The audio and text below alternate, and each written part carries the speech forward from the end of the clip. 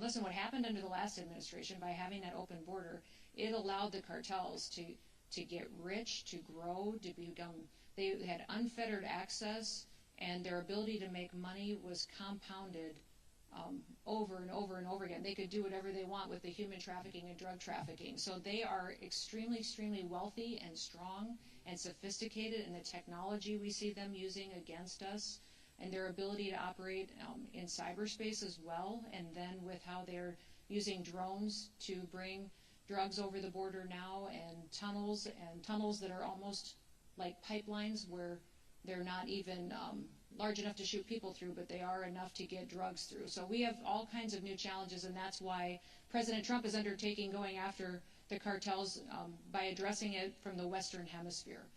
He will have a big agreement that I'll be there with him on Saturday with the Department of War and the Department of State on how we're going to go after cartels and drug trafficking in the entire Western Hemisphere. So this challenge, we've realized, is big. We've always known that, but if we're really going to address it, we have to look outside of our borders to kill off the cartels before they continue to build up more and more strength and keep killing our Americans. But you guys have done what, I think everybody in the room wants to grow up and be Memphis for what you did. But I would say that the work that happened, just so everybody knows, what happened in Memphis was their mayor was willing to work with us, who is a Democrat, was willing to partner with the federal government, and the resources and dollars that went in were not just from the Department of Homeland Security. The Department of War contributed, the Department of Justice contributed. It was incredible to see different agencies in the federal government go and show up and cover the costs of having that operation and make sure that people there could see a difference and they could see hope again. And people almost need to see it and feel it. That's what happened in D.C. when we did the D.C. operation. Is it took a few weeks for people to realize and feel the difference of what it was like to be in a city where you could walk down the street again, where you could go have dinner again. You didn't have to worry about your car being carjacked if you wanted to go out for dinner that night. And once people feel that, it's almost like they get to feel freedom again, and that's what Memphis is providing to them. So we need to figure out a way to tell your story to other cities and show them that it can be an opportunity to restore their way of life again. Absolutely. Yeah. Thank you for so your much. leadership. You Yes, bet. ma'am. Thank you. Anybody else? Yes, sir. You bet.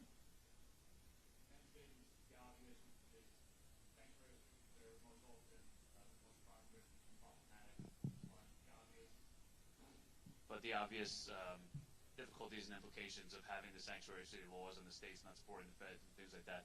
What are some of the vehicles that you guys can use or will use to try to, I don't want to say get around that, but work with the conditions that you guys are under to still be effective as federal law enforcement in those sanctuary city areas? Well, if it's a sanctuary city, we have an opportunity to form partnerships then with sheriffs and do that in a state. Many times sheriffs are elected officials and they're accountable for what their crime numbers are in their counties, and they're very close to the people. So we find a lot of progress working with sheriffs and in those situations. If it's an entire sanctuary state, most of those sheriffs and police departments are concerned about liability issues and the laws that may be on the books. I would say that for all of you, though, to know that a sanctuary state looks very different from state to state. The laws may be completely different. So if you are interested, if you are a sanctuary state or city, I need to come sit with you or have someone from our team come sit with you, really go through with my attorneys your state laws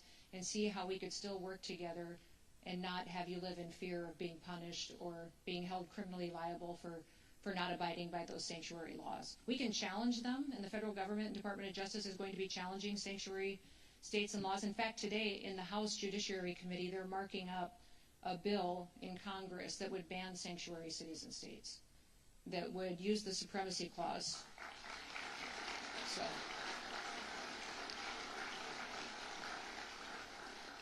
So if we could, it will pass out of committee, and I think it can pass out of the House. We're hopeful the Senate would take that up, but it's a constitutional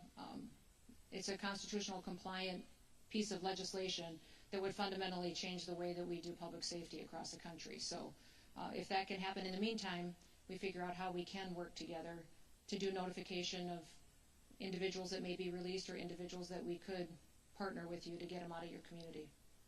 You bet. Yes. Thank you, ma'am. This is going to sound a little bit like a sales pitch, but it's not, I assure Okay. you. I work for a company called Vertex. We already have a very nice contract with Homeland Security, so this Good. doesn't count. Good, good. I bring a unique perspective. I don't have a question for you. I have a comment. Okay. I live just outside the city of Portland. Mm-hmm. I work on our federal team, so I work with your agents all over the country. HSI, ICE, Secret Service. I see them being treated like garbage in various places, up to and including with extreme violence. The perspective I bring is this: I have not worked with a better group of people, more professional, humble, quiet professionals. They're amazing men and women, all of them, and I didn't want to miss this opportunity to tell you that directly. So thank you very much. That goes to you, your staff, and all of your agents across the country. Well, Thank you very much. Thank Thanks you for being saying here. that. I appreciate it.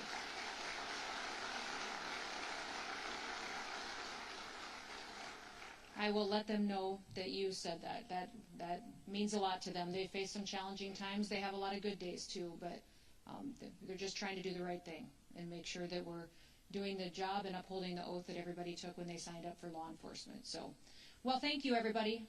Thank you for letting me be with you. You have a fantastic meeting. Thank you for your leadership. Thank you for coming to this conference and spending some time together. I hope you get some fellowship. From what I understand, cops are pretty good at that.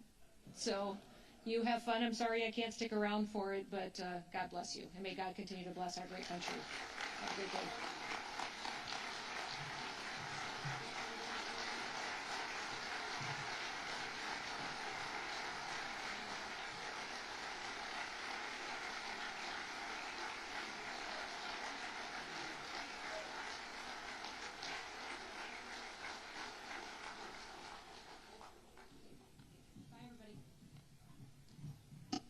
Hey guys, just take your seats until we get into the motorcade, and then we're going to take a break.